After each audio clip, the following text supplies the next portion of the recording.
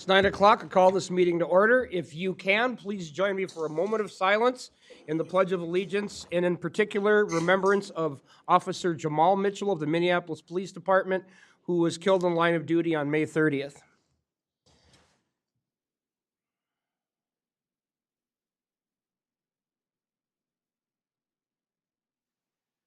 I pledge allegiance to the flag of the United States of America and to the republic for which it stands, one nation, under God, indivisible, with liberty and justice for all. Okay. All right. First on the agenda is to approve the regular meeting proposed agenda. I would entertain a motion at this time. So moved. Moved by Commissioner Gray, I'll second. seconded by Commissioner Danlowski. Any further discussion? Hearing none. All those in favor, please say aye. Aye. Opposed? None opposed. Motion carries. Do we have anyone for open forum this morning? We do not, Board Chair. We do not have anyone for open forum, so we'll move on to the consent agenda. The only item that I am aware that is being pulled is item number 3.7. Does anyone have any other ones? Okay. If not, we'd entertain a motion to pass the rest of the consent agenda at this time. Mr. Chair, I'll make that motion. Commissioner Danlowski motions.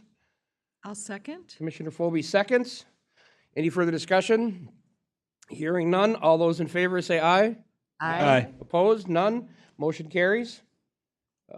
So then we'll be on to consent agenda 3.7, or item 3.7. Consider approval of amendment to the Regional Health Equity Grant between Minnesota Department of Health and Sherburne County.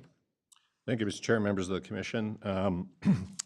Last September, the county board approved receipt of a grant from the Minnesota Department of Health for $150,000 to be used for the culture brokers effort within the Health and Human Services Department.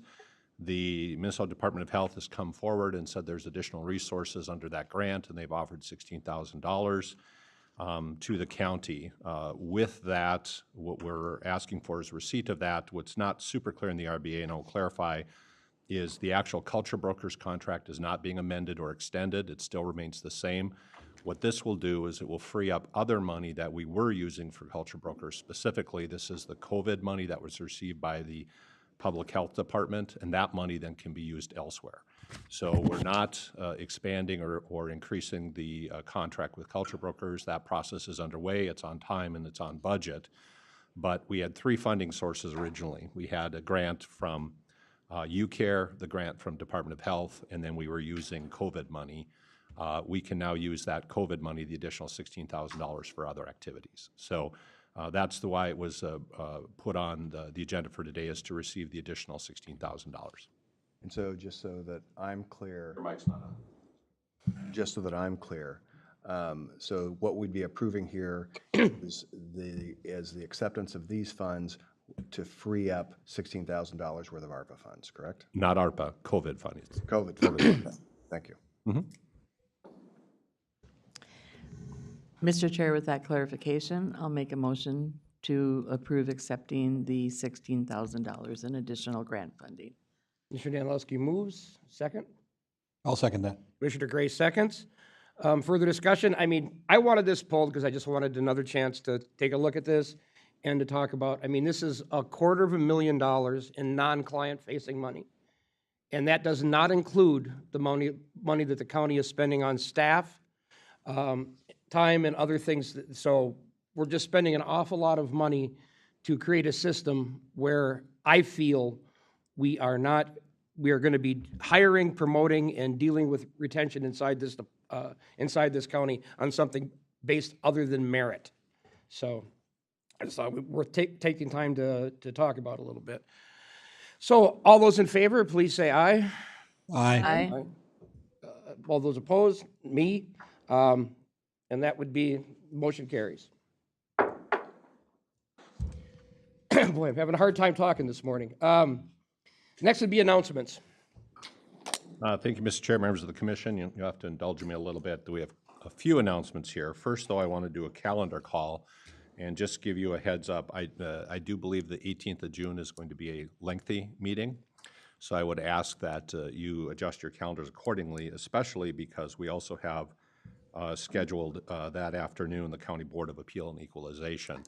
Probably given a couple of workshops that we'll be doing, including a closed one and the budget goals discussion, I'll probably, as a contingency, have lunch prepared to order. So if we do see the meeting going long, I'll look for a head nod and I'll go ahead and get some sandwiches for you. But I would say if you can anticipate that agenda will be fairly long. In addition to all of the stuff that we're planning, also note that we only have one meeting in July, so we'll be putting a lot of extra things on this particular agenda, including at this point, hopefully, having the process of appointing an auditor treasurer. So there will be a fairly lengthy agenda on the 18th. And then in a note, a couple of other things. On that note, I would just say that we are recommending and will be interviewing 3 finalists for the position of auditor treasurer. And we do anticipate that if things go well, that we will have a recommendation for the board on the 18th for consideration. In addition, we're starting the screening for the Veteran Services Officer position. At this point, we received well over 50 applicants for the VSO. We're probably going to do between 8 and 10 phone interviews and then shortlist down for interviews for that position as well. So that's good news. On that note, I'm going to pass this around. If you didn't see it in the Legionnaires, our advertisement for the VSO position, it's a nice thing to look at as well. A couple of other announcements just for the public as well as for the board. We've got some great news. We received a Safe Roads Zone Fund grant of just over $64,000. This was a combination between the Sheriff's Department and Public Works. The grant will complete a road safety audit on County State Aid Highway 1 from Trunk Highway 10 to County Road 32. We'll also be able to purchase dynamic driver speed feedbacks. Those are those flashing signs with your speed that we'll be able to use on that route and in the future on other routes as well. So congratulations to Andrew as well as to Sheriff Brott. Just a note, a flag that we're tracking. If you didn't see a recent article, there is changes in sign language interpretation requirements at the state level. And we expect there's going to be a significant decrease in the availability of sign language official interpreters. So we're tracking that and what that may or may not mean for county services. But again, changes in requirements and the implications as they come down. Just also a note, if you didn't track at Micah, longtime lobbyist and former state legislator, Steve Novak is retiring. This is going to be a tremendous gap to fill, and not only at Micah, but within AMC as well as also with the County Engineers Association. Steve has been around a long time and is really a resident expert on transportation at the state level. Micah is soliciting applications for people to take Steve's place. So if you know of anybody, know that Matt Massman would love some referrals and some contacts there. Also, just a little bit of feedback from the state legislature. We are still trying to feel out the implications of some of the new laws. The one I want to talk specifically about is the employee safe and sick time. The bad news is it now appears that all PTO of all programs in the state will now be subject to the rules of employee safe and sick time. So essentially, any type of structured management of PTO is out the window. We thought it was going to be the first 48 hours. It looks as though it's going to be a much more difficult program to manage. Specific concern is public safety employees. There's not an exception for public safety employees except for weather concerns, not for public safety concerns. So we're not sure how that's going to play out. Don't want to be Chicken Little right now, but it is going to be a very, very significant topic of conversation going forward, and I just wanted you to be aware of it as we move into staffing and budgeting discussions, because we're not sure how we're going to manage this going forward. Administrator Messel, Yes. I would like to put that on as a workshop so that we can go over in detail what the language is and what the what the implementation is. I think it's worthy of a discussion. Yeah, I don't know if we're prepared. This is all moving target, but as soon as we have something to bring, we will. But at a minimum, it'll be brought up during, when we get to budgeting because, and I know we're overreacting a bit right now because this is overall going to be a good program. We're charting out worst case scenarios, but we do think there'll be significant implications, especially for staffing and replacement of staffing and how we deal with that. So yeah, I think we'll bring it forward either as a separate workshop soon or at the latest will be discussed during budget. Well, whenever it's appropriate and you Yeah. guys are prepared for it. Yeah, and there's a whole bunch of other HR-related issues that we're going to discuss, especially as we go into negotiations. So that's one, though, that Tammy and I wanted to make sure you were flagged with. And then the last oral announcement, just a couple handouts. AMC is soliciting commissioners who may be interested in serving on a task force on long-term sustainability of affordable housing. They will take somebody from the current task force, but they're also looking for one other commissioner that might be interested. So I just wanted that to be aware. And if any commissioner is interested, if you want to just let me know, we can coordinate a letter of support for that application to serve on AMC's our task force on long-term sustainability of affordable housing. And they're also looking for staff. So Oh. one staff person, one commissioner. I missed the staff part, thank you. So if we have a staff person that's an expert in that area that we think could lend, so. I'll flag that out for staff then, and again, defer to you for that conversation. And then just the last couple things, want to pass out a new field representative point of contact for Sherco Solar Project. It's going to be Luke Mollis. I will pass this around. You can either jot down if you're interested in the contact or just initial the back and I'll make a copy or PDF it out to you if you want to just write down the contact for questions. And then last but not least, we did receive notice yesterday of a public hearing and environmental assessment for the Big Oaks transmission project. Specifically, this is the Big Stone South Alexandria linkage. It looks like the closest meeting is going to be in Monticello, but there are some other contact information. I'll pass this around, and again, if you're interested, just put your initials on the back, and I'll get you a copy as well. We'll probably post that on our website as well for public information. And with that, I can stand for any questions you may have of your administrator. All right, with that, I'll just do one other update. I'd shared with Commissioner Felber, wanted to provide some additional information I sent out to you. There was a letter to the editor in the Patriot regarding food security and food waste. It was sourced, even though the source was not in the communicator. We will post a more lengthy source citation on the website, but I just wanted to note, in addition to the source citation, which was 40% of food waste in the U.S., or food in the U.S. is considered wasted. The question came up whether that's specific to individual households or it's a macro number. It's obviously a macro number. But we did also source out additional citations other than the one used, including the USDA, which estimates that 30 to 40% of the food supply is wasted. The EPA has 24%. The MPCA has 62% of food thrown out could have been eaten or donated. And they say at least a quarter of everything ends up in the trash, and that's after composting. And then there's a Washington State University study that talks about 40% of food that is produced is not consumed. So we'll give those additional source citations just so you know what Dave produces, and Lynn is almost always fact-based, and in this case it's multiple sources. So we'll add that information to the communicator article online. Like the only real difference there was that we're talking about the system as a whole and not necessarily what people take to their homes, so. Is that it? Well, I could go on and on if you want, but I think that's enough for you. That's enough for now? Fantastic. So, on to our regular agenda.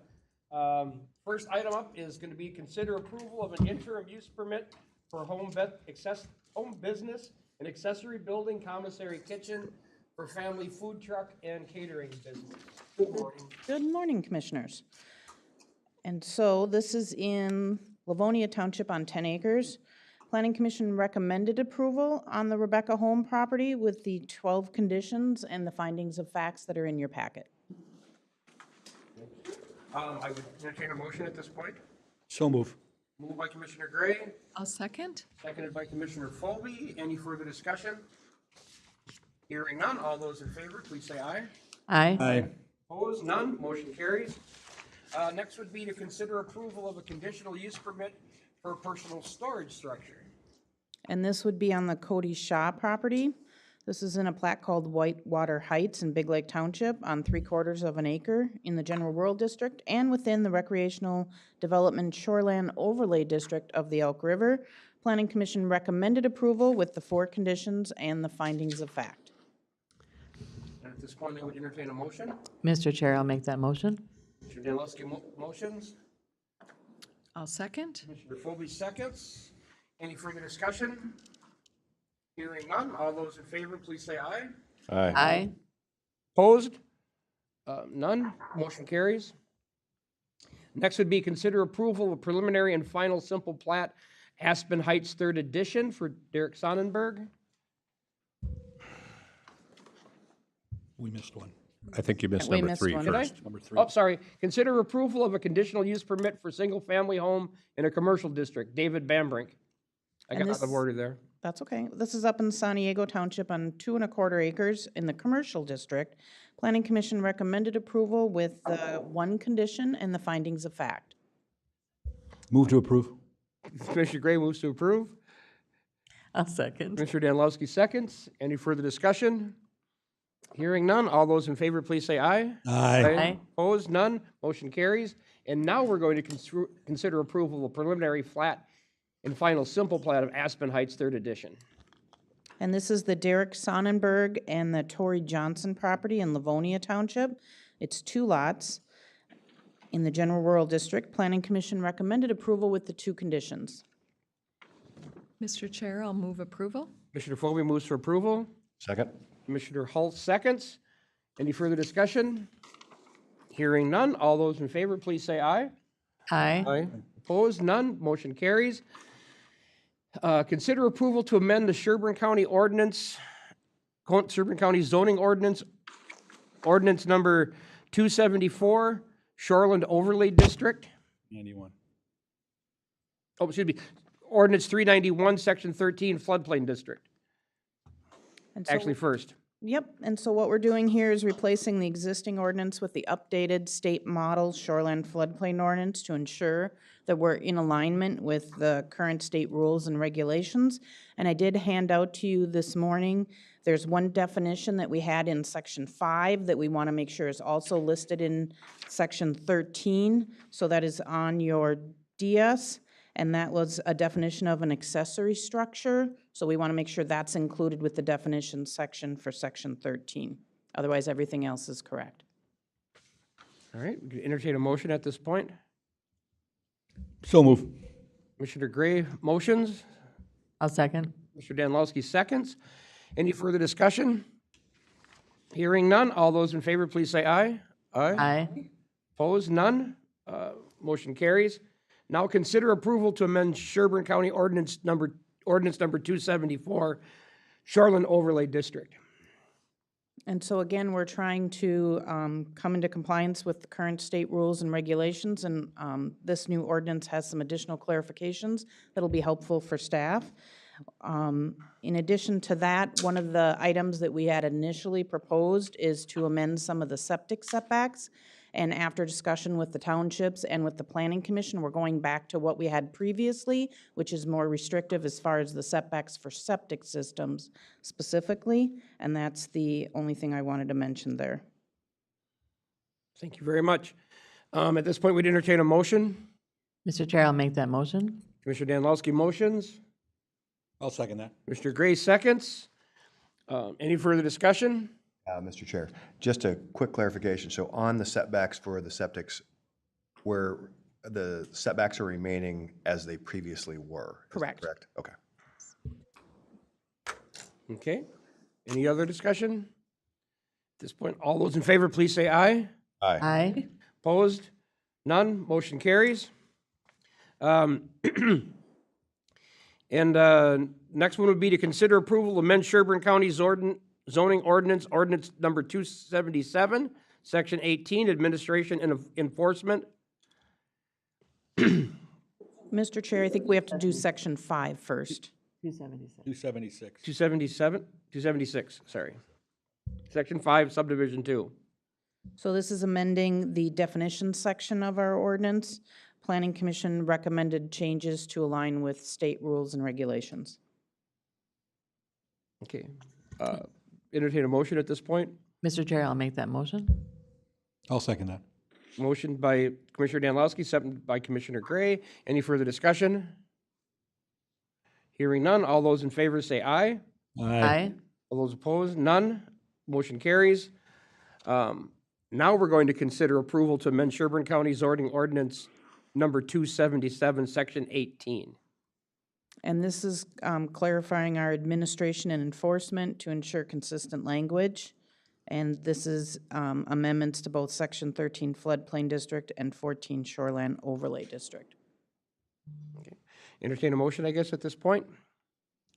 Mr. Chair, I'll make that motion. Commissioner Danilowski motions. I'll second. Commissioner Philby seconds. Any further discussion? All those in favor, please say aye. Aye. Opposed, none. Motion carries. Thank you. I made that more difficult than I had to, didn't I? Thanks. You got through it. It's in my mouth. Okay, good folks. Next, we're going to consider approval of TH 169 and County Road 4 Safety and Mobility Interchange Project Property Acquisition by Eminent Domain. Good morning, Mr. Chair, County Board members. Appreciate the opportunity to present the item. And for the consideration of a resolution to begin the eminent domain action for the Zimmerman interchange. Wanted to talk a little bit about how we got here and how this project has started. We've been working on this project for upwards of a couple of decades. We started off with some funding from the federal government to do an environmental assessment document for this entire corridor back in, I believe, 2008, if I'm not mistaken. Since then, we've heard multiple stories, some of them coming from now Representative Steve Novotny, how he weekly was out there with a shovel. Representative Paul Novotny, sorry. Close. My apologies. Was out there weekly with a shovel and a broom in his squad car cleaning up accidents. We've heard multiple stories about helicopters and medevacs landing in this intersection due to the major accidents and crash issues that we have at this intersection. It is ranked one of the worst at-grade signalized intersections in the state. It is now the last signal on 169 between I-94 and the Mille Lacs Lake region. And as I was informed of, this would be the last signal traveling from Chicago to central Minnesota in the westbound direction. So we've been working on this for a long time. We've been working with our local partners, our state partners. We've been able and fortunate enough to assemble 11 different pots of money for design, property acquisition, and construction to help fund this project. We've been very fortunate in that the local participation has been extremely minimal, which shows the intent of the state and the federal government. You mean local cost participation? Yes. Local participation's been really high. So- Thank you. All right. Appreciate the second correction. Been working with the city of Zimmerman along the way as well. They have scheduled for their June 17th council meeting for formal municipal consent of the project. We need their formal sign off in order to complete the plans and move forward. So with property acquisition, what have we done? Where have we been? Where are we going? We've hired a consultant as part of the Bolton and Mink consultant design team to assist us with both the appraisals and property acquisition, as well as any relocation that might be necessary. We only have one total take on the project, and that's actually a vacant piece of property, and we need to relocate the billboard on that total take. All the other ones are primarily small easements for construction, temporary easements for construction.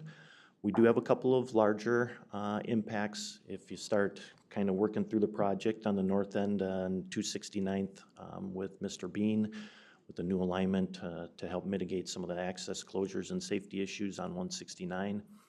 You think of some of the other larger impacts that we might have with Nelson Nursery and some of the other property owners in that area as well. We have met at least once with every single property owner out there. I personally met with the church in downtown Zimmerman, personally met with Mr. Bean as well as Nelson Nursery out there. We've presented the offers on the project, primarily in November and December, with a couple of the more complicated ones coming in February and March. So we've allowed ample time for good faith negotiations in regards to those offers and appraisals that were presented. They've been informed of all of the options and opportunities they have to go out and get their own appraisals. We will, based on state statute, then reimburse them for their own appraisal. So eminent domain sometimes comes with some very negative connotations. Really what it is on a general level is it's an opportunity and a very prescribed and detailed process under Minnesota state law on how that conversation will go and who has what sort of rights. And really, the bulk of the rights do lie within the individual property owner's hands. So that being said, our intention is to hopefully be able to apply for eminent domain, not because we need to really go after the property, but rather this action helps us secure the project schedule and the project funding. With those 11 pots of money that we've cobbled together, shall I say, we've got expiration dates, sunset dates, dates that, that we need to get these funds allocated and spent by. With the eminent domain, this allows us to have a very prescribed date in which we have access to that property.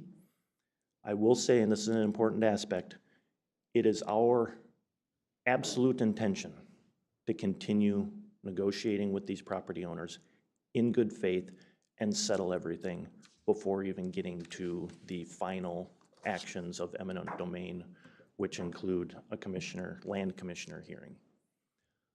Historically, Sherburne County has been very, very good at doing this, negotiating this out, coming to compromises with the property owners and equitable compromises.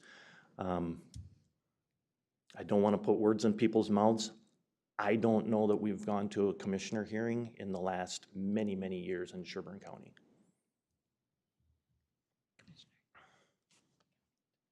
I think maybe the county attorney has a comment and question. Mr. Chair, I've been doing the condemnations in Sherburne County since I think about 1994. And in terms of contested hearings that I've had in terms of value, I think we've had one, maybe two in 30 years, which I think is a pretty darn good track record. Sherburne County has a reputation of understanding that this is not a choice on the landowner's part. Therefore, we do everything that we can to minimize the adverse impact on individuals. And like I said, I mean, one or two in 30 years, I think that speaks to how we treat the landowners and how we go through the process, so. Thank you.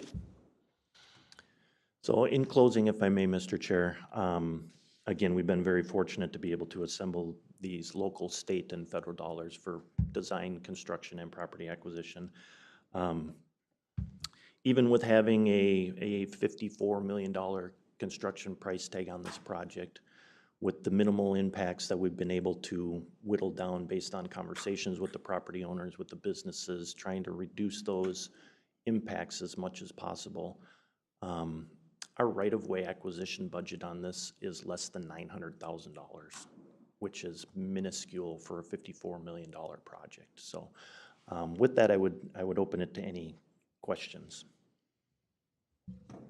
Mr. Chair. Go ahead. I just want to make sure I'm clear on what you said as far as the existing property. So one property is a vacant lot, which is a taking, which is the billboard property, correct? Correct.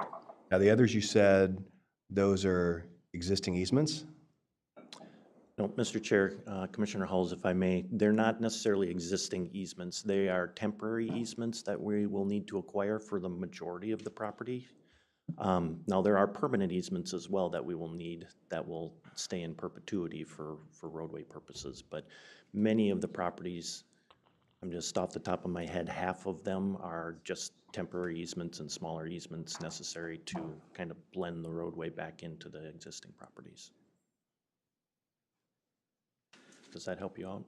Yeah. So if they're temporary easements, that means that, well, define a little bit more on what happens with those temporary easements, please. Sure. So, Mr. Chair, Commissioner Hulls, with those temporary easements, we have them defined within the offer to a specific timeline. Now, on this project, I believe we did it for 2 years with the option to extend it to 1 more year. And then after that time period is up, those extinguish, they go away, and all of the previous rights then are given back to the property owners. So essentially, we're renting the land for a period of time for construction purposes to, again, blend it in and make it fit best we can with their properties. So as a follow-on question to that, do any of these temporary easements have an effect on existing structures? Yep, Mr. Chair, Commissioner Hulls, they do, and they would be compensated for any type of damages that there might be. So say, for example, there's a retaining wall that's owned by the property owner, or a fence or sprinkler system or something of that nature, we would compensate them for that as well. Does that answer your question?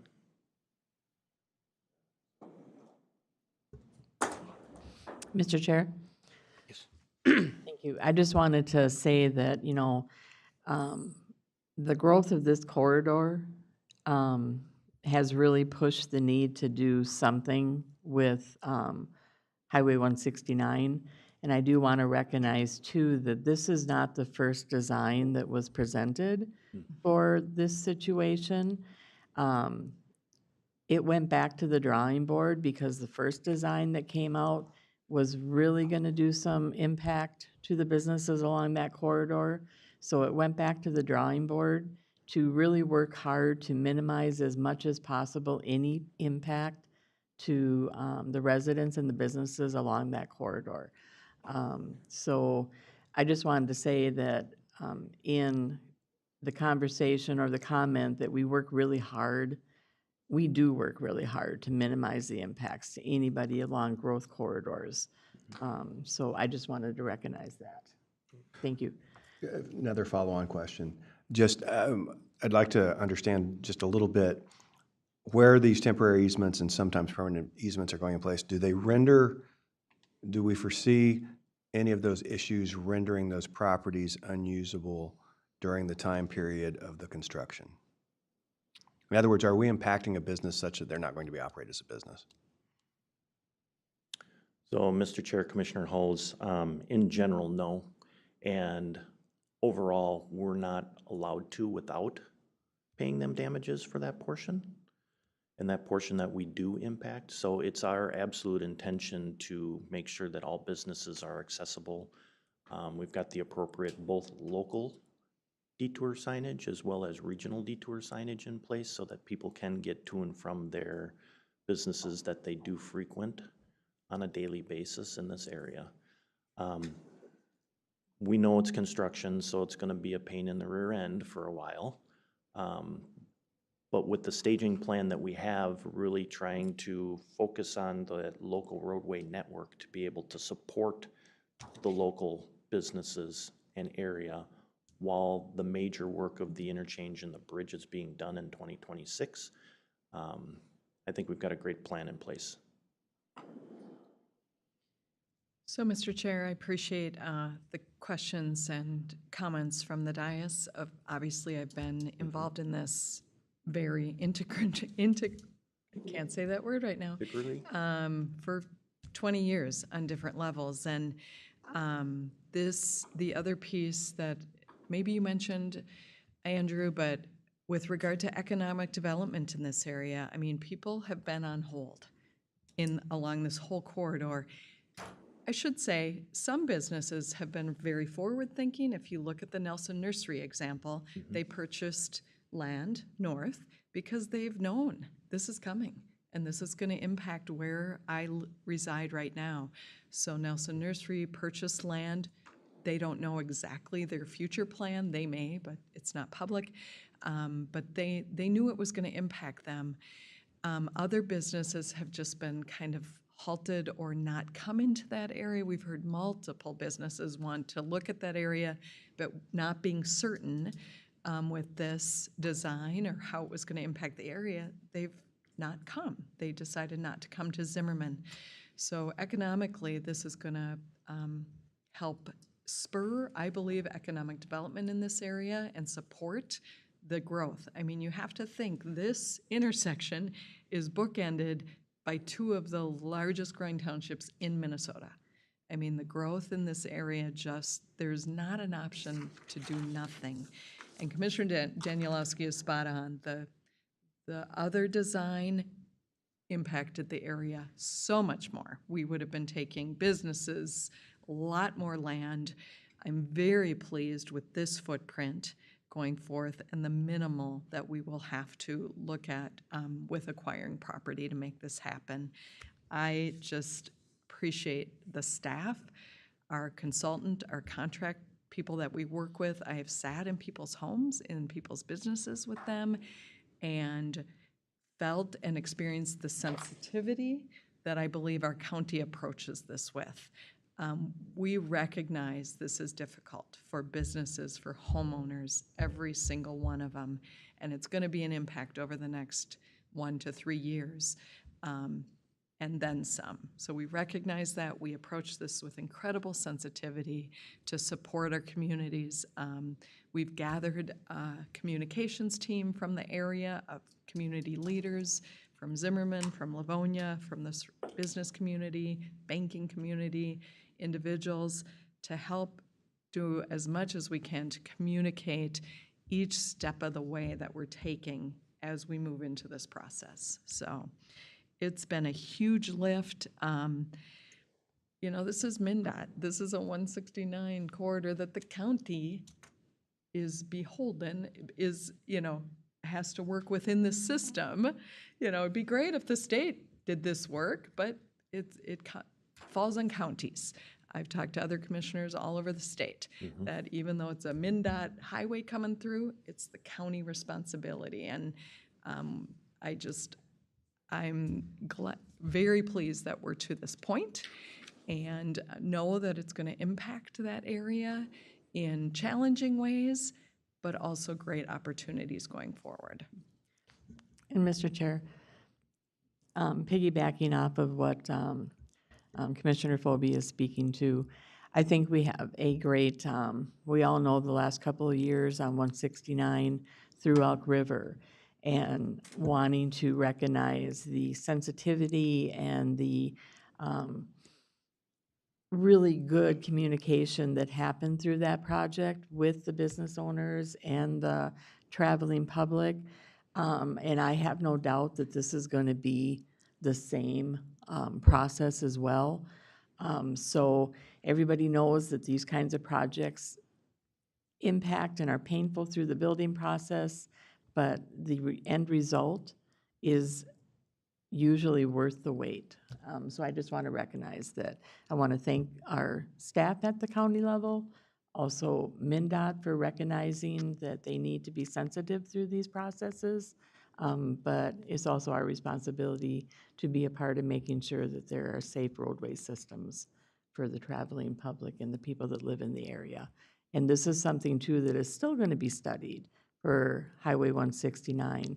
Beyond this, there's still going to be needs to be addressed, still heading north with the accesses that come on and the great amount of accidents and loss of life that are still going to happen. And MnDOT's definitely paying attention. Yeah, I guess change is always difficult. I mean, with anything. I mean, none of us like the eminent domain process. I guess none of us want anything to do with making residents give up property, but the long-term effect and hardship early on in this project was going to benefit in the long run, I think. We have to also remember that we have a park that's just north of this, that's accessible from this road. Will make much easier to get to that county park. I think in the long run, and it doesn't matter the size of the project. I was just involved with a resident in my district, who had a road rebuilt and doesn't like to change. I mean, even though it's a brand-new safety road. I mean, and this is the same way, just on a larger scale. And we've been involved in this, few of us, just recently. But this is a project that's been going on for 20 years, and we're at the finish line here. And I think we need to move forward. And Mr. Chair, just want to comment. I think it's important that we have these sort of these discussions anytime we're talking about eminent domain. But the work that has gone into this and the thorough thinking of minimizing the impact and making sure we minimize the problem as best we can, given the size of the construction, I think has been done quite well. And I do think that the Highway 169 project, knowing many of the business owners that have been impacted over the last 3 years with that project, there's always going to be some level of challenge with that. And frankly, we did lose some businesses because of the traffic. But I think it was minimal compared to what it could have been based on how the project was executed, and I expect that this will be go in a similar manner. Mr. Chair, I'd also like to recognize our commitment as a county to make sure that that is the very last tool that we use. We work very hard and diligently to make sure we come to agreements with the landowners and stuff. So I think our track record speaks for itself. So I'm going to chime in. I'm really familiar with this intersection, and I really like what we've got going here. I think this is a good thing. I mean, it is so dangerous. I mean, we used to go there and trying to get from the hay sale to make the left to go west to get home in the wintertime was just terrifying, to get from going through that intersection. And so many other things in that intersection. I really like how this design has preserved the majority of the Zimmerman that we all know and love. So I'm pretty happy with this. And I mean, even I can see that we have to do eminent domain here if necessary. So I don't have any opposition to it at all. So I guess at this point, we'd entertain a motion. So move. Moved by Commissioner Gray, I'll second. seconded by Commissioner Phobie. Any further discussion? I'd just like to thank Commissioner Phobie. She's kind of been the lead from the county and our Public Safety Works Department, to get this to the finish line, all the revenue generation, administration, everything has came together here finally to get this project started and move forward. So I'd just like to thank them before we vote. Thanks. Thank you, Mr. Chair, members of the commission. Just two quick footnotes before you vote. This is probably the largest project in the county's history, and maybe the largest project in your service time. I don't think 10 and 11 might be more complex, but in terms of eminent domain and things, it's not nearly the challenge that this was, or the Elk River and the city project was. The other thing is Zimmerman's on deck for quite a few projects over the next couple of years, so the coordination is huge, and so we're working even now on adjusting the timeline for the project to the west because we don't want one to run into the other. But as you said, this has been not just a decade; we're talking almost 2 decades in the making for this project. So we're definitely at the finish line. So thanks for your support.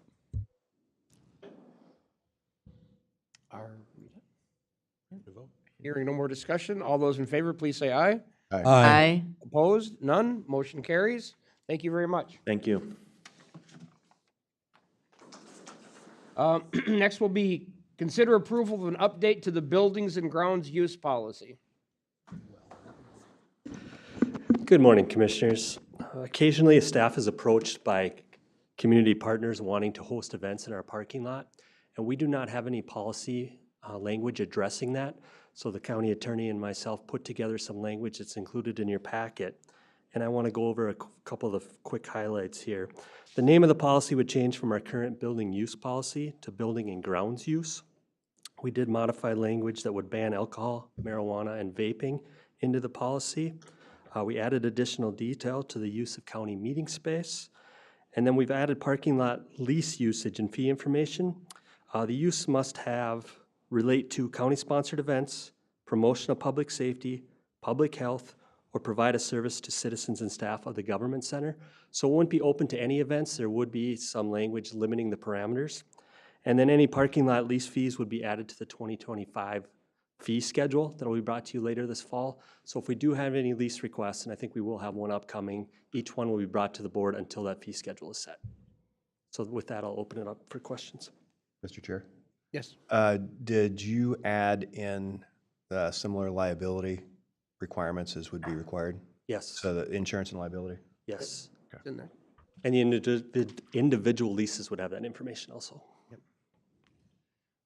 The other thing we should add is, our ethic is we don't want to compete with the private sector. If they're offering a service, we shouldn't be subsidizing and hurting our businesses. So as Dan said, it's very limited functions. We also want to make sure that events go to the right place. So if it's going to be at the county fairgrounds, it should be at the fairgrounds.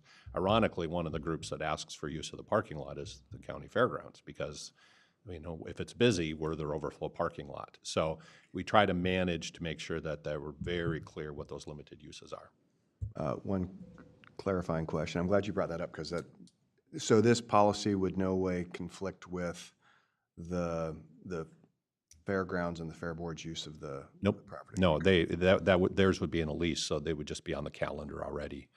I mean, nobody could come in and sneak in this policy and kick the fairgrounds out. But sometimes you have, especially a building use policy, not necessarily the parking lot, but if you get a group that starts meeting in a government center when they could meet someplace else, at some point it's like, well, we have convention centers, we have places that rent rooms.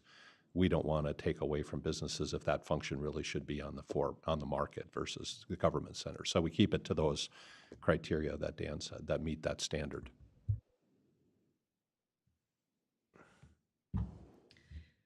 Mr. Chair, I'll move approval.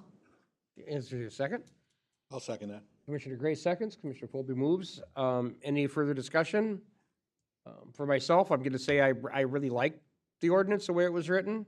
I think it's going to be very, very functional moving forward, and it does increase our ability to, work with the citizens a little bit more, which is always a good thing. So I don't see any holes in it at all.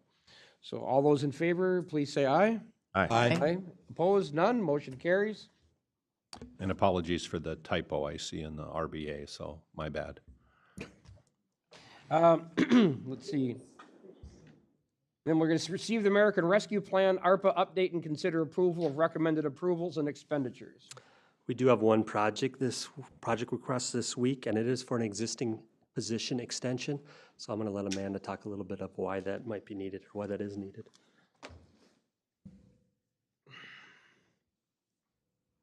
Good morning. With the new guidance that came out we can have FTE requests on existing programs extend beyond 2024. We are asking for one of our eligibility specialist positions to be extended for one more year. You've heard us talk repeatedly about the healthcare unwinding and the backlog.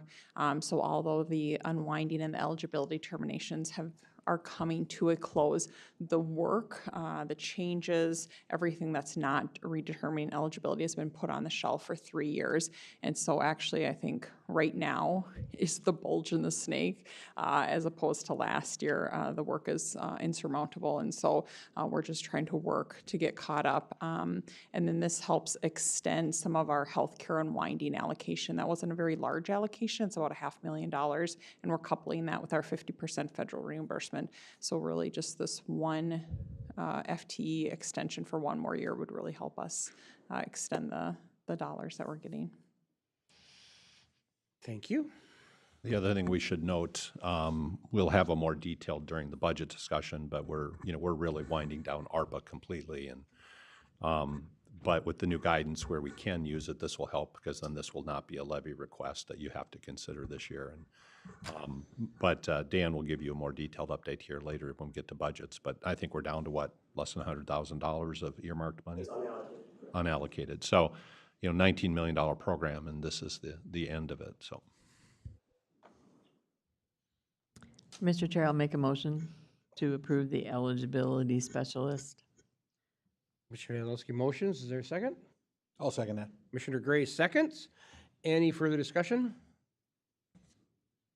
Hearing none. All those in favor, please say aye.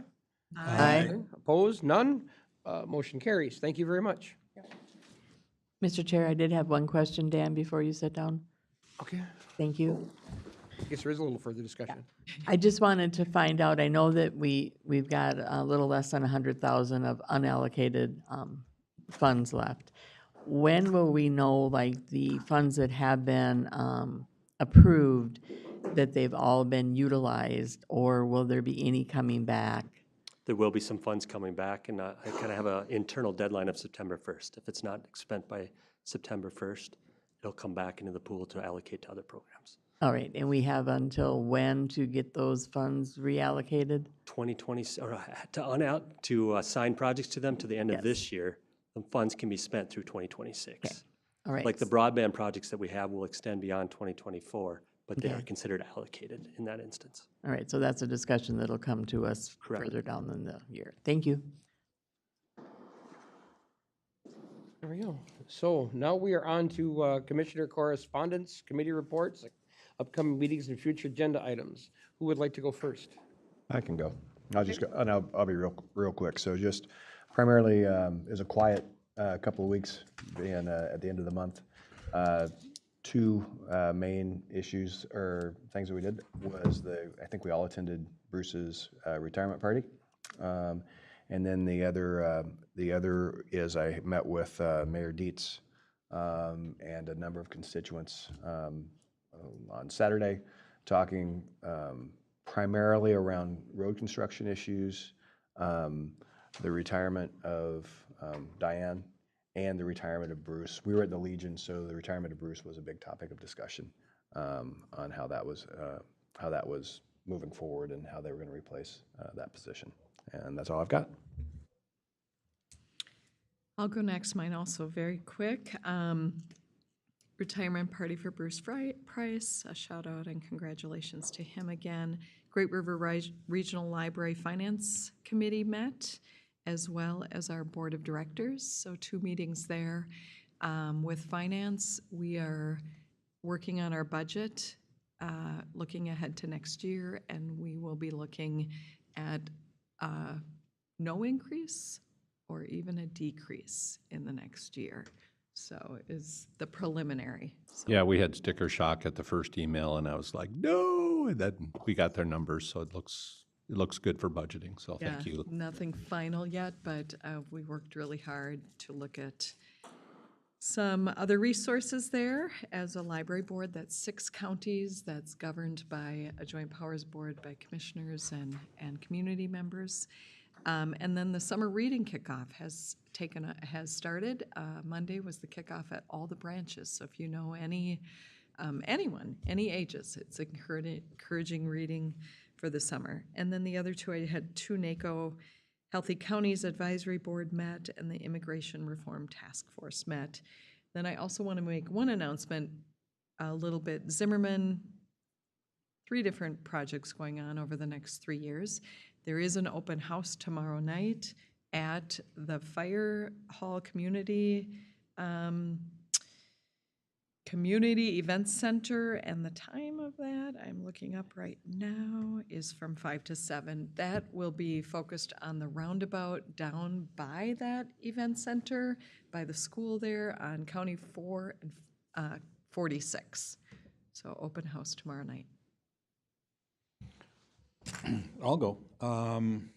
Again, we all attended the Bruce retirement party.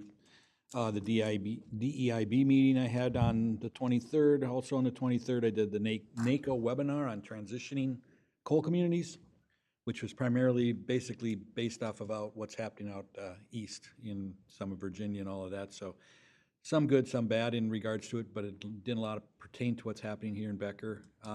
Equity and Action Committee I attended in Sartell on the 28th. Also on the 28th, I did the NACO Agricultural and Rural Affairs Committee. A lot of talk on rural housing, the Farm Bill, which was passed by the House. A couple of good things out of the Farm Bill. They're adding $350 million to broadband and more money for young farmers, but some of the things that they did cut in the House bill was the SNAP program was $30 billion. They were going to cut out of that in 10 years, so that's kind of disappointing there, but it still has to go through the Senate. May 29th, I did the joint Pope Douglas Solid Waste meeting. I'd never been to one of those, so that was interesting. I also, right immediately following that, I did the TRICAP Solid Waste Committee. And on the 30th, Greg and I and Dan went down to the Department of Revenue and talked about the gross operating tax in regards to that, get educated on that. And for some reason, for the last 3 weeks, I have had tons of calls from constituents and emails to answer. And I don't know why the floodgates opened, but they did. So that's all I got. I'll go next. Like everybody has referred to, attended Bruce Price's retirement party, and I definitely want to give a shout out. I hope he's enjoying his retirement. Well deserved, going to be missed. May 22nd, attended the Big Lake Township meeting. May 26th, I was at the Wave Youth Center. They, as I've reported before, they received a $1.8 million grant through the congressionally directed spending program, and Senator Klobuchar had stopped by to visit the site and have discussion as to what the proposed future is for the Wave Youth Center. Also, May 28th, attended our chamber luncheon, Big Lake, and Senator Andrew Matthews was there to give us an update on this session. May 29th, up in St. Cloud, the Tri-County / Pope Douglas quarterly joint meeting. It's always good, we figured, to get together, talk about what the future is for our partnership, and so there was a lot of good conversation there. And also had a special Tri-County meeting after that one in regards to approving a $20,000 dollars from the Tri-County organization towards the City of St. Cloud's Organics Grant program. They are looking to put in a organic, I call it a big, it just eats things like. Anaerobic Thank you. Anaerobic digest. There we go, thank you. So we're excited to see how that is going to play out, and also looking to see if that can be replicated in other areas, because I think it's a huge, the amount of tonnage that will keep out of our landfills is really, really astronomical. So we're looking forward to watching this happen. And I've watched that machine in action, and it's amazing what it can chew up and separate out. Also then, had a County Road 43 update. That project started on Monday, so that will go through probably September, and that should wrap up that project, and people can get back to normal traveling. And I think that is it. Yep, that's it. Thank you. Okay, thank you. Well, for me, I did Bruce's retirement, then I went to the DEIB meeting. The important things I was gonna, or brief things I was mentioned from there, is that the Divergent Children's Group is working good, my understanding, and that there's a couple of lunch and learns coming up this fall, one on Indigenous issues and the other one I didn't get what it was, but so watch for those. Those can always be interesting. I did sit in a little bit on an airport meeting, and I won't talk about that now because we're having a workshop on that, on this terms of the what is it, sudden arrivals that may be coming in, and we'll be talking about that later. I went to the RSVP meeting lunch. It was nice to meet, that's the people that volunteer to work the desk out here and so on, and that was nice to meet some more of those folks. The ETAC emerging issues, ETAC and revenue, and basically we talked about what's happening with the changes in the Department of Revenue looking at different ways to tax utilities and railroads. And that was that meeting and then two others that I've already attended, both in, like, as you mentioned, in St. Paul, and then one online. And that's more of an ongoing process, and there's, fortunately, we'll get to sit through even some more resources on that later this week, including some, I'm sure, going to be extremely entertaining webinars on the subject of how the Department of Revenue taxes our utilities. I'm looking forward to that. Let's see, I already talked about that one.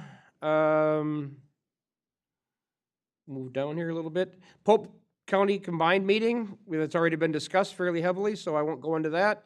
The Tri-County Special Meeting also.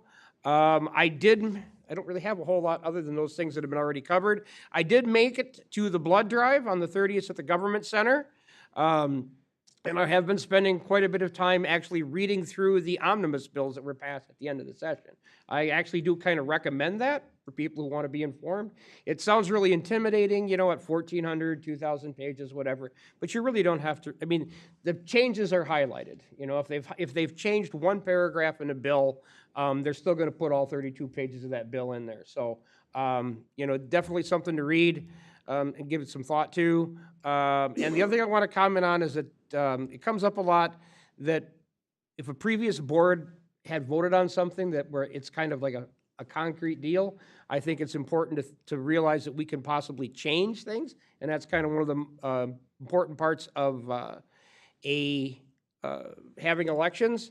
And then one other thing I'd like to mention, obviously, again, always, is that Officer Mitchell was killed by an individual who was released on the street, waiting trial on his second felon with a gun charge. We've got to get better about that. We can't keep letting these violent people back out on the streets. And so that's really all I have. And at this point, I want to say a little bit about these lunch and learns that you brought up. Tomorrow is our employee resource group, Pride Group is hosting 2 lunch and learns, basics about, you know, people questioning about pronouns, acronyms, terms, flags. We have someone coming in from the Minnesota Department of Health, I want to say, or one of the Minnesota departments. So 2 lunch and learns in the Maple Room between 11:30 and 12:30, 12:30 and 1:30. Bring your own lunch and enjoy gathering with other staff members. Thank you. Mr. Chair, Commissioners, just for your edification, since some of you are newer, my state audit letter should be out today or tomorrow. That's the recap of litigation that's against the county. So I just look for it in your email. If you have any questions, give me a shout. thank you very much. Anything else? If not, then let's take a 10-minute break, and then we will open up our workshops. And if you're okay, we'll stay in here. I'll just set up a couple tables here for staff. Thank you. Okay.